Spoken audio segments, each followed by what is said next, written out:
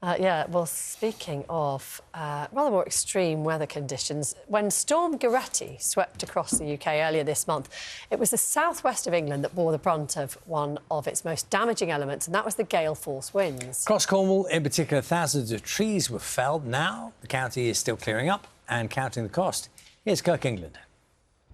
From iconic landmarks to historic woodland, when taking down trees, Storm Goretti didn't discriminate.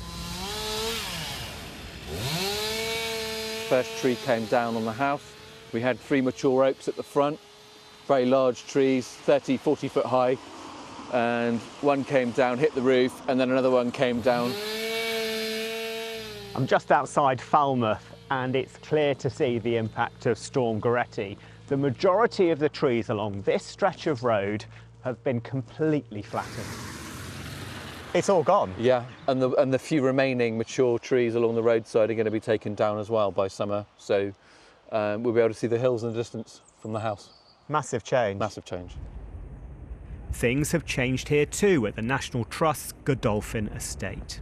There's probably 250, 300 trees, possibly more, just on this estate alone that have come down. How do you feel about it? It's a huge moment in time. It's certainly in living memory. This is the worst storm that I can remember locally.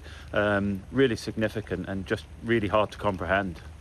I think it's just going to be a really long process of cleaning this all up, just getting all the emergency stuff done now and then going back and trying to sort out the woodlands. There's obviously a lot of damaged trees as well, then hang-ups and things like that that are going to need to be sorted for a long time, and I guess just hoping these storms aren't going to become more regular. When you're somewhere like this, it really hits you, the scale of the damage that came from those exceptionally strong winds. But the question is, for places like this, what comes next? The worry is the damage isn't yet done. Yeah, exactly, because the storm has taken down so many trees, but it's also weakened other trees. You know, they have been buffeted by the winds and their root plates have moved. So future storms means that those are vulnerable. Some people might say, is it possible to upright this tree and save it? Yeah, it's not always possible, and in situations like this where so many roots have been torn and so much of the stability mechanism is gone from the tree, it's just not possible. At Treby Garden, big trees came crashing down. What happens now? So it's all about what we plant here, and it's all about choosing plants that are less prone to wind damage, some more of the native trees that haven't suffered so much in the storms. So things that will tolerate those extremes of condition and also drought as well as the climate changes. Some have compared what's happened in Cornwall to this, the Great Storm of 1987, where Kew Gardens lost around 700 trees. So how do you come back from that?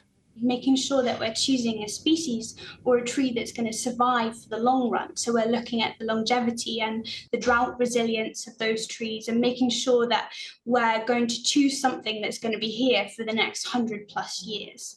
But it's really important to also note that regardless of however we plant and care for our trees, Mother Nature will always win if she wants to.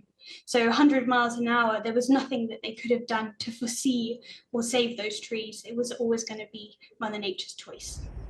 119 trees have been lost on St Michael's Mount, but across Cornwall and the Isles of Scilly, as the clean-up continues and as talk turns to replanting, many are also reflecting on a landscape that has changed forever. Kirk England, BBC News.